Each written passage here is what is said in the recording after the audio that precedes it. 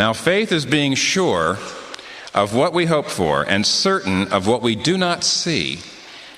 This is what the ancients were commended for. By faith we understand that the universe was formed at God's command, so that what is seen was not made out of what is visible.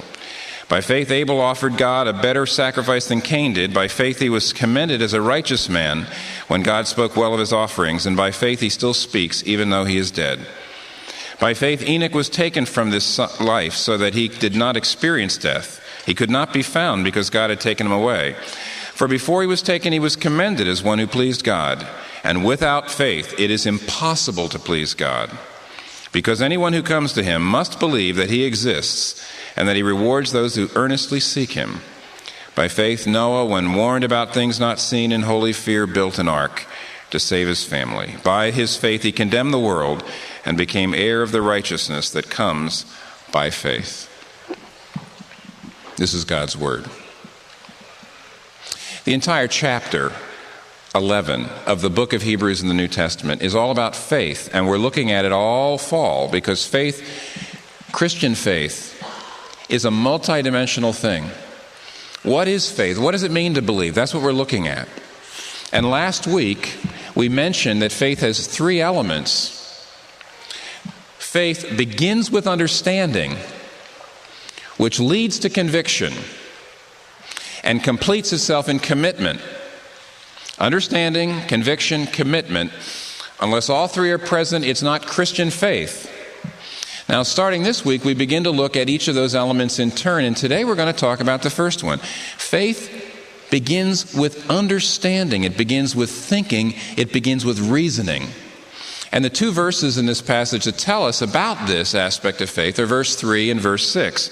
In verse 3 we read, "By faith we understand that the universe was formed at God's command, so that what is seen was not made out of what was visible."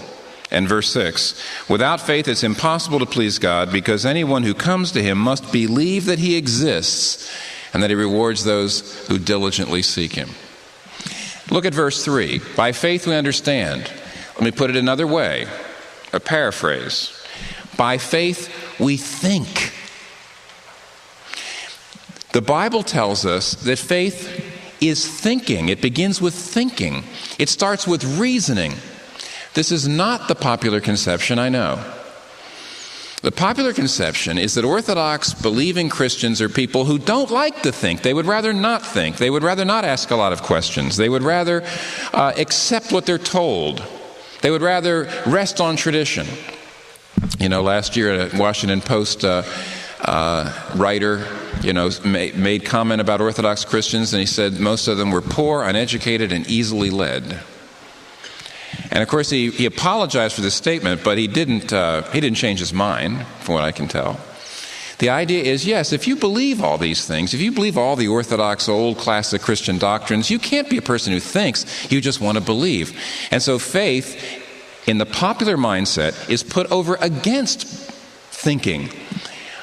We are here today to see that the Bible teaches not only that faith is compatible with thinking. Oh my, we're not going to settle for that today. We're not going to say, oh, you can have faith and still think. No, what we're going to say is, what the Bible says is, faith consists of, requires, and stimulates the profoundest thinking and reasoning and rationality. You cannot be a Christian without using your brain to its uttermost. In fact, to go so far as to say the reason there is not much faith today is because there's not much thinking today. Norman Cousins puts it this way. He says, "Our age is not the age of the meditative man. It's a sprinting, shoving age. Daily, new antidotes for contemplation spring into being and leap out from store counters." See, the average person says, the great philosophical questions. Yes, Immanuel Kant in his Critique of Pure Reason, that great work of his, he says there's three questions all educated people have to wrestle through and come up with a working answer for if you're going to live a thoughtful life, an examined life. He says the three questions are, how can I know what's real? What ought I to do that's right? And what can I hope for? What can I live for? See, the one question is, how do I know what's real? How do I decide what is right and wrong? And what is it I should be living for? And nowadays, we're told by our culture from the beginning, from the time we're very little, that that's for the philosophers. The important things are your standard of living, your career, your appearance, your psychological needs. And therefore religion, the philosophy, all that stuff. How do I know? How do I decide right and wrong? What is meaning in life? You say, that's not important. That is not doubt on the basis of thinking. That's doubt on the basis of an absence of thinking, a refusal to think. You cannot have fully orbed Christian faith without a vigorous life of the mind. Faith consists of, requires, stimulates thinking. You've got to use your brain. Let me show you.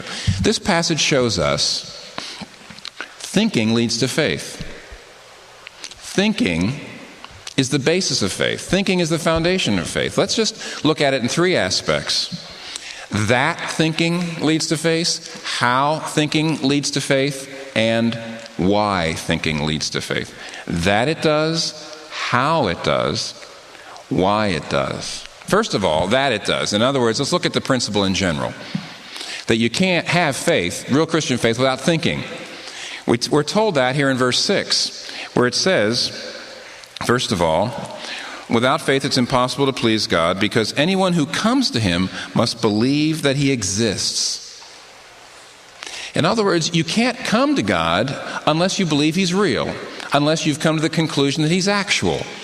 There's a bottom layer before you can have a personal relationship with God. Let me put it to you in an obvious way, but then let me show you how people are missing that, especially in places like New York City.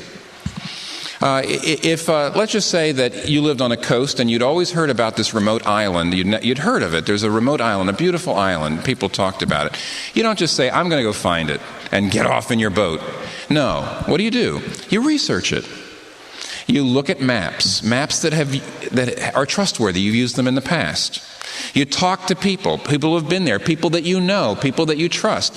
You do the research and you come to the conclusion that the island really is there and where it is, and then you come to it. Before you come to the island, you must believe it exists, and you must know where it is, and any other approach is really very irresponsible. Maybe that's obvious. I won't go on any further with that illustration, but you say, well, of course that's obvious. But listen, I'm continually finding that people will come to church in a time of crisis. People will come to Christianity when there's a great need. And sometimes they'll come and talk to me. I'm maybe the most visible figure in this church. They'll often come to me and they'll say, I'm ready, I want this. I want Jesus. And you talk to them and you see that there's great needs there. And I, of course, know that the needs will be met by Jesus. But more and more I'm coming and saying, well, let me ask you something. Before you say, I want to become a Christian, before you get baptized, before you receive Christ, before you do that, do you know that He's true? And I am finding that people, sometimes they're puzzled, sometimes they just get quiet, sometimes they're even a little irked, but one way or the other, what they say to me is, it's true for me. I can't speak for other people. I just know it fits me. I know that it excites me. I know that it's connecting right where I am. It's true for me. That's all that matters. I can't speak for anybody else, but I know it's true for me. And more I'm saying, you cannot skip over what it says here in verse 6. Before you come to Him, you must not just think it's true for you. You must think it's true, period. That's what verse 6 says. When a person says, oh, I don't know if it's true, period. I don't know if it's objectively true. I certainly wouldn't want to tell other people it's true for them, but I know that Christianity is true for me. That is an alien view of faith that you are importing into Christianity. Leave it out there. Okay, it's another religion we're talking about, another whole approach to truth, another whole view of the world. See, thinking leads to faith. Christian faith starts with thinking. It's not enough just to say, oh, I know it's true for me. You have to also know it's true, period. Thinking is the very foundation for faith. Let me show you this way. When Paul says we walk by faith, not by sight, he doesn't contrast faith with reason. He doesn't say we walk by faith, not by reason. That's what people think, but that's not what Paul says. He says we walk by faith, not by sight. He contrasts it with sight. Let me give you a couple of great examples to see why reasoning and thinking is, in a sense, it's what faith consists of. And doubt and unbelief is not too much thinking, but too little. You see, a loss of faith is not too much thinking, but too little. Well, let me give you an example. A couple years ago, several years ago, my doctor noticed, and I noticed, that there was a kind of fatty growth underneath my skin over here on my hip, and they called it a lipoma, which is an innocuous, fatty little growth, and yet it was irritated, so he says, well, we need to get it out. We need to cut it out. And so he explained this to me, and all it takes. He says this is it's a necessary operation because you wouldn't want it to turn into something bad, but it's simple. You do it with a local anesthetic. You do it in the office. It's really a necessary thing, but it's not at all a dangerous operation at all. It doesn't take any kind of skill to do it, and so on. So I was convinced. And I didn't just talk to him, I talked to other people who had been done. I was convinced. When you actually walk into the office and you sit down and you see the knives, and you smell the smells, and you see the white coats, and you see the straps on the place you lay down, and you say, what are those straps for? In other words, you start to have doubts. But where are the doubts coming from? You start to lose your faith. Why am I doing this? You start to lose your faith. Where is the doubts coming from? They are not coming from new evidence. They're not coming from new reasons. No, as a matter of fact, they're coming from sight. I was walking by faith. Now that I'm losing my faith, it's not because I'm losing my faith because of reasoning. Yes, faith versus reason. Reasoning is what gets into trouble. No, I'm losing my faith because the sight of the knife. I'm losing my faith because it looks much more awful than I thought. So how do I get my faith back? I think. I remember why I'm doing this. I remember what I was told. The way to renew my faith is to renew my thinking.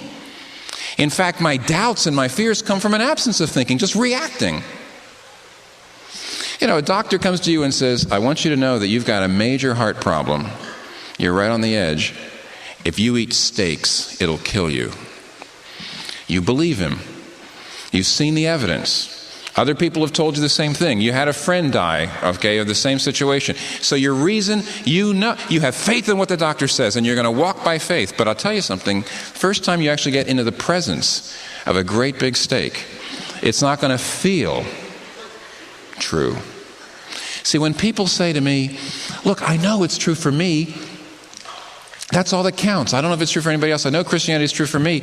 What's going to happen when things get bad? What's going to happen when God doesn't deal with you in a way that you understand? What's going to happen when your feelings change? It won't feel true for you anymore. Christianity will not always feel true for you because things that are true, period, don't always feel true. And to keep your faith in the truth of something is to keep thinking about it, to renew your thinking, to say, this steak will kill me. You see, it's the sight that will destroy your faith, not your thinking. No. When Jesus, in Matthew 6, he looks at these anxious people and he says, "O ye of little faith." Then what does he say? He tells them how to get faith. What does he say? He says, "Consider the lilies of the field." He says, if there's a God, look at how he takes care of the grass. Look at how he takes care of the lilies of the field. Look at how he takes care of the birds. Now, if you are more valuable than they, why in the world would God take more care of the lily than you? What is Jesus saying? He says, just believe. No, what does he say? If you want to have faith, think, consider, deduce. What Jesus is saying, what Paul is saying, what the writer of the Hebrews is saying, is people with little faith or no faith are people who just react instead of think. Are people who let their feelings bludgeon them, people who let their circumstances collar them. Faith is foundational in thinking. It's founded in thinking. Thinking it consists of faith. It takes faith to think, as we're going to see, but it takes thinking to have faith. Very, very important. Let's move on. Number 2. Not only do we see that faith is grounded on thinking. That thinking leads to faith. We not only see that thinking leads to faith, but secondly, we see, let's take a minute to see how thinking leads to faith. Now, a lot of people say, okay, reasoning and thinking leads to faith? How could that be? In verse 3, we have a clue, but it's a powerful clue. It's a short, but a tremendously suggestive sentence. We looked at it just briefly last week, but let me open it up a little bit more. In verse 3, it says, by faith, we understand that the universe was formed at God's command, so that what is seen was not made out of what is visible. By faith, we understand. Now, this is tremendously powerful. What it's saying, and let me show you at least the outlines of how it works. I can't get into all of it. Couldn't possibly, but the outlines. What it's saying is Christians are people who look at the visible world and say, the visible world, the physical world, what is seen is not self-explanatory. That takes a lot of thinking to come to that conclusion. It says, by faith we understand that the world, that which is visible, did not come from that which is visible. In other words, by faith, we start off and we say, if there's a God, then the universe makes sense. What I see is explanatory, is explainable. But if there is no God, and all there is matter, all there is the visible universe, if there's nothing else but that, it doesn't make sense. Christians are people who have not skipped over. See, I mentioned you cannot skip over and say it's true for me. You have to understand it's true, period. It's objectively true. It's real. Well, how do you get there? This is the way. Christians are people who have looked at the universe and thought about it, and it takes plenty of reflection, plenty of reasoning, plenty of thinking, and have decided that if all that exists is what we can see empirically with our 5 senses, if all that exists is the natural, it doesn't make sense. See, verse 3 actually tells us something very profound. Philosophers of science are now saying, I'm not looking at verse 3. They're now telling us the way in which all knowledge of the physical world progresses is the same way that the writer of the Hebrews mentions in verse 3.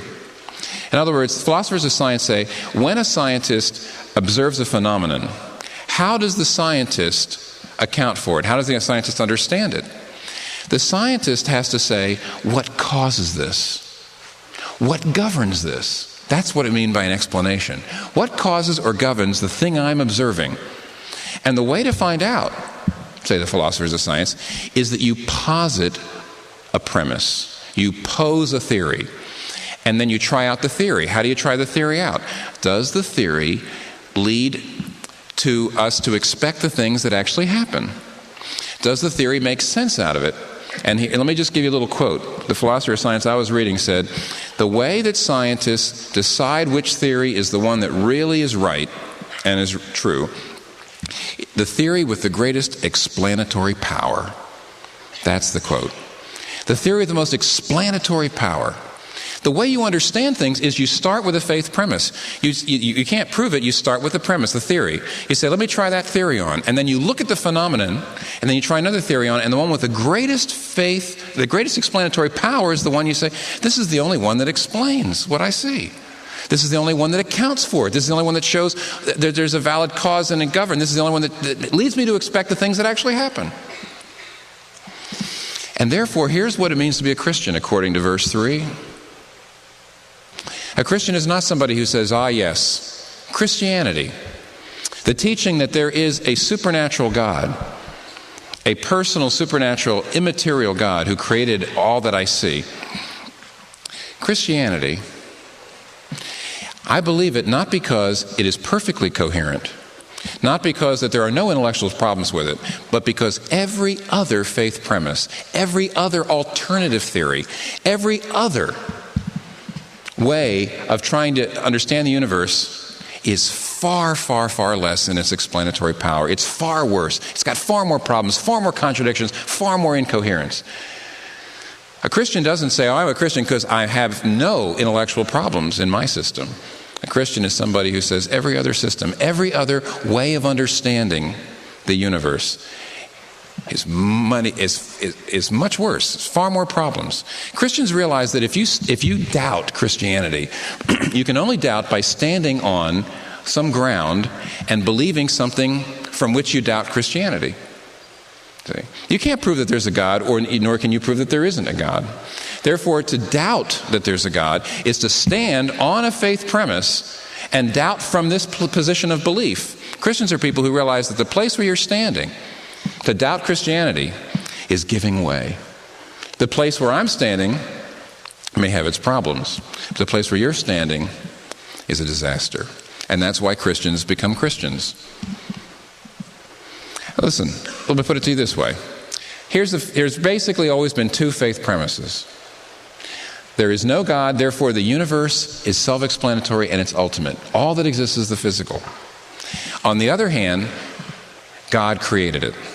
So a Christian looks at a person who's standing over here and doubting and saying, all right, let me ask you some questions. Does your premise have explanatory power? So let me just give you a couple of examples. The first question, and do not get impatient with these. I'll show you why. The reason that modern people are impatient with these things is we have been taught to doubt Christianity through the absence of thought, not through thinking. We just are impatient with those big questions that Kant says you can't be an educated person without working your life out on the basis of those questions. We hate that idea. He was right. So listen, first thing. A Christian asks the person who says, the universe the visible is all there is. The universe is self-explanatory. The first thing you can say is, all right, why, on the basis of your understanding, on the basis of your view, if there is no God, if the world is an accident, and therefore all my thoughts and all of my feelings and everything about me is just the chance collocation of molecules, if everything I think and everything I feel is really explained in terms of chemistry and physical laws and molecules, molecular actions, why be rational? Here you are arguing with me. But on the basis of your view, weeds grow because they're weeds, laws of physics. Minds just do whatever minds do. You're acting as if we're free to think about different kinds of ideas and listen to different arguments and then choose the best one. On the basis of your view, that's impossible. Your mind is just a bunch of atoms vibrating around. You will do whatever you've been programmed to do. There's no freedom. When you use logic and when you use language, when you assume the world is orderly, when you assume that there's a uniformity of nature, that if the fire burns you once, it'll burn you later on. You assume all these things, but there's no basis in your view for assuming that reason works. See, modern philosophers, especially the most influential modern ones, people like Richard Rorty, people like that, they know that if there is no God, and if this visible universe is all we've got, there is no reason to trust reason. There is no basis for there's no logical basis for logic if there is no such thing as anything besides what we see. Why should I trust my mind if it's just the product of evolution? Why should I trust it? Says the Christian to the person who's a skeptic, you do trust your thinking, you do trust your reason, though you have no basis for it. You have no explanatory power in your view to explain why reason still works and why we know it works. Let me give you a second one. On the basis of your view, says the Christian to the person standing over here, you have no ability to talk about moral obligation at all. You have no way to appeal to people, and you have no basis on which to work for freedom and justice in the world. You notice, for example, at the Cairo conference, a lot of the nations were saying that Western nations who were trying to say women should have their dignity respected. Women should be treated with dignity. Women should be given their rights. And what do those nations say? Those are Western values. Now, is there anybody in this room who says, that's not a Western value? That is true. That is a transcultural value. That is true for everybody. The Christian says, okay, we know some things are always wrong. We know genocide is always wrong. But if this world is all there is, then all moral feelings are the product of atoms and molecules. In the end, everything is an accident. The fact that I feel that people should be free is an accident, because the universe is an accident. All my thoughts are accidents, and they're all programmed by chemistry and physics. Again, the most modern influential philosophers, people, the postmodernists and those folks, they admit that if this universe is all there is no reason to trust reason, and secondly, there's no basis for moral obligation. There's no grounds for appeal. You know, last year, the Pope John Paul, came out with his encyclical Veritatis Splendor, which means the splendor of truth. And in it, and it's so ironic, he does a little analysis of what the philosophers are saying. 200 years ago, people said, "Oh, you don't need God. You don't need God anymore. You don't need to talk about God. There might be a God, there might not, but you don't need God to explain what's happening. You don't need a God to explain the universe. You don't need a God to make sense out of life."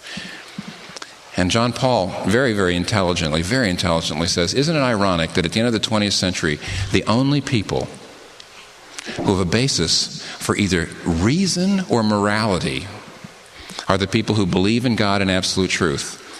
Finally, after 200 years, the smartest thinkers are realizing that if the visible is all that there is no basis for reason, and there's no basis for morality or moral obligation of any sort. But, don't you see, we do know that our thoughts work, and we do know some things are wrong.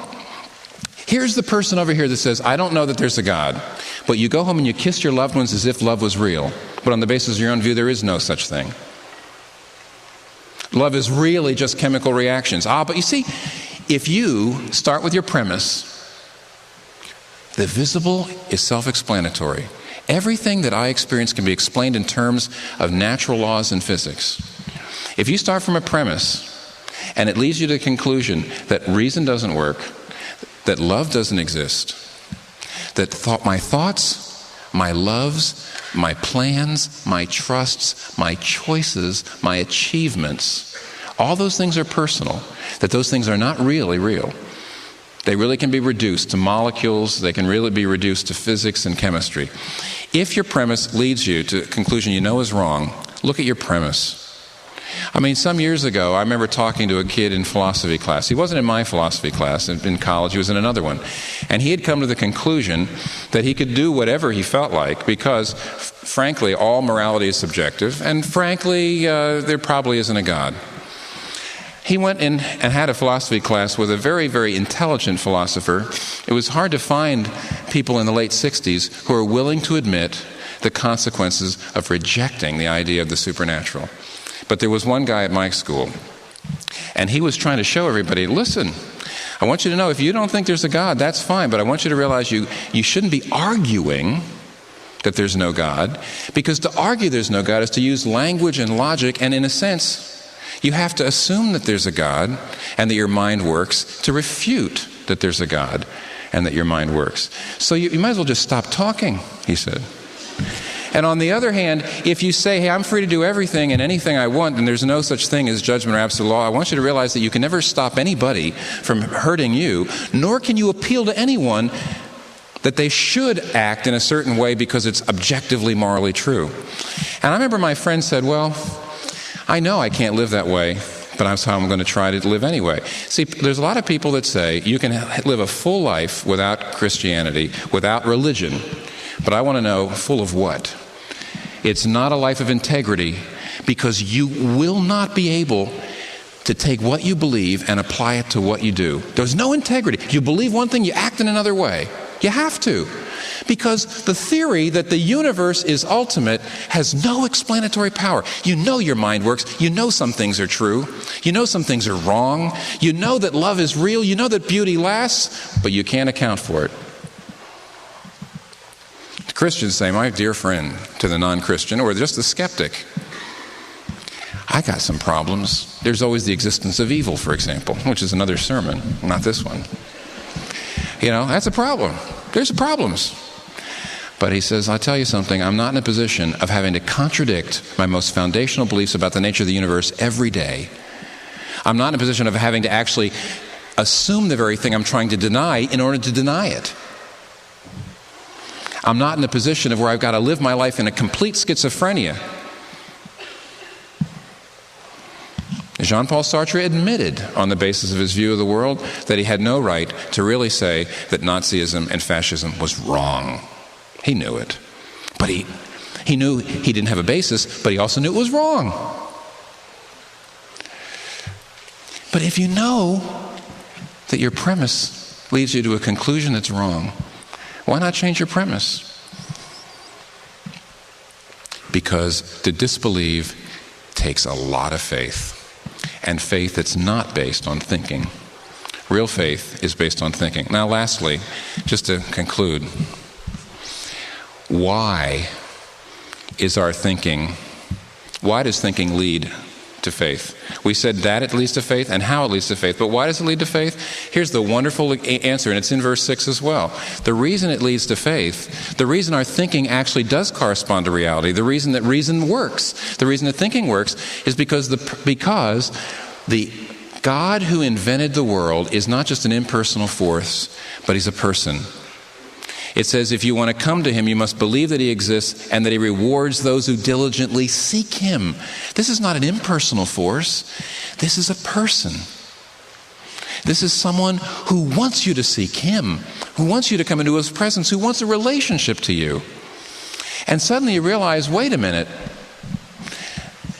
The only way that I can account for the fact that I know that love is true and that reason works is if the one who created me is not just an impersonal life force, but a person.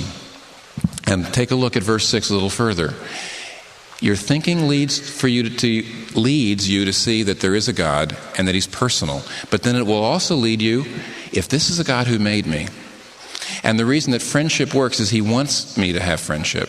And the reason that love works is he wants me to have love. And the reason that I do need to find out what is right and wrong is because there's a person behind the universe who cares about how we live. It's only necessary for you, it's only natural that your thinking will lead you to want to please him. You'll want to love him. You'll want to have a relationship with him. You'll want to find him.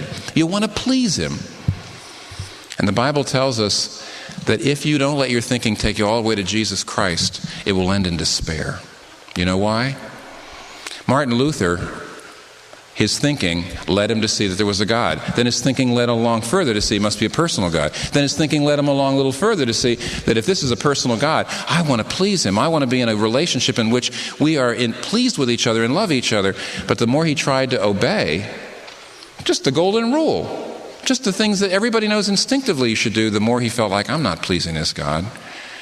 How in the world can I please this God? And the Bible tells us there's only one way.